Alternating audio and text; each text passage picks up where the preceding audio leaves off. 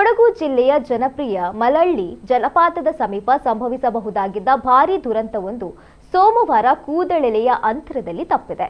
ಆಂಧ್ರಪ್ರದೇಶದ ಇಬ್ಬರು ಕಾಲೇಜು ವಿದ್ಯಾರ್ಥಿಗಳು ಕುಮಾರಧಾರ ಹೊಳೆಯಲ್ಲಿ ಏಕಾಏಕಿ ಏರಿದ ನೀರಿನ ಮಟ್ಟದಲ್ಲಿ ಸಿಲುಕಿಕೊಂಡಿದ್ದು, ಸ್ಥಳೀಯ ಗ್ರಾಮಸ್ಥರು ಹಾಗೂ ಅಗ್ನಿಶಾಮಕ ಮತ್ತು ತುರ್ತು ಸೇವೆಗಳ ಸಿಬ್ಬಂದಿ ನಡೆಸಿದ ಸಮಯೋಚಿತ ಕಾರ್ಯಾಚರಣೆಯಲ್ಲಿ ಅವರನ್ನು ಸುರಕ್ಷಿತವಾಗಿ ರಕ್ಷಿಸಲಾಗಿದೆ. ರಕ್ಷಿಸಲ್ಪಟ್ಟ ವಿದ್ಯಾರ್ಥಿಗಳನ್ನು 21 ವರ್ಷದ ಗಣೇಶ್ ನಾಯಕ್ ಮತ್ತು 23 ವರ್ಷ ಪ್ರಾಯದ ಸಂತೋಷ್ ಕುಮಾರ್ ಎಂದು ಗುರುತಿಸಲಾಗಿದೆ. ಅವರು ತಮ್ಮ ಸ್ನೇಹಿತರೊಂದಿಗೆ ಪ್ರವಾಸದ ಅಂಗವಾಗಿ ಮಳಳ್ಳಿ ಜಲಪಾತಕ್ಕೆ ಭೇಟಿ ನೀಡಿದ್ರು. ಅಲ್ಲಿ ಅಳವಡಿಸಲಾಗಿದ್ದ ಸುರಕ್ಷತಾ ತಡೆಗೋಡೆಗಳನ್ನು ಲೆಕ್ಕಿಸದೆ ಇಬ್ಬರು ಹೊಳೆಗೆ ಇಳಿದು ನೀರಿನಲ್ಲಿ ಆಟವಾಡ್ತಾ ಇದ್ರು.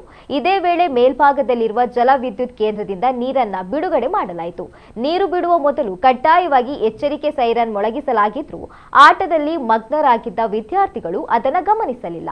ಕೆಲವೇ ನಿಮಿಷಗಳಲ್ಲಿ ನೀರಿನ ಮಟ್ಟ ತೀವ್ರವಾಗಿ ಏರಿಕೆಯಾಗಿ ನೀರಿನ ಹರಿವು ಅಪಾಯಕಾರಿಯಾಗಿ ಮಾರ್ಪಟ್ಟ ಪರಿಣಾಮ ಇಬ್ಬರು ಹೊಳೆಯ ಮಧ್ಯದಲ್ಲಿ ಸಿಲುಕಿಕೊಂಡ್ರು. ಈ ಘಟನೆ ಸ್ಥಳೀಯ ಗ್ರಾಮಸ್ಥರ ಗಮನಕ್ಕೆ ಬಂದ ತಕ್ಷಣ ಅವರು ಜಲವಿದ್ಯುತ್ ಕೇಂದ್ರದ ಅಧಿಕಾರಿಗಳಿಗೆ ಮಾಹಿತಿ ನೀಡಿ ತಾತ್ಕಾಲಿಕವಾಗಿ ನೀರು ಬಿಡುವುದನ್ನು ಸ್ಥಗಿತಗೊಳಿಸುವಂತೆ ಮನವಿ ಮಾಡಿದ್ರು. ನಂತರ ಸ್ಥಳಕ್ಕೆ ಆಗಮಿಸಿದ ರಕ್ಷಣಾ ತಂಡ ವಿದ್ಯಾರ್ಥಿಗಳನ್ನು ರಕ್ಷಿಸಿದೆ.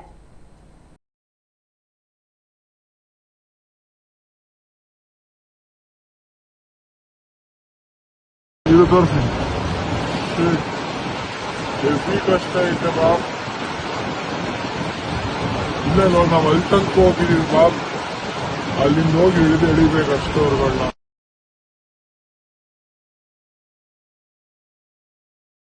ಇದು ತೋರಿಸಿ, ಹೆವಿ ಕಷ್ಟ ಐತೆ ಬಾಬ್.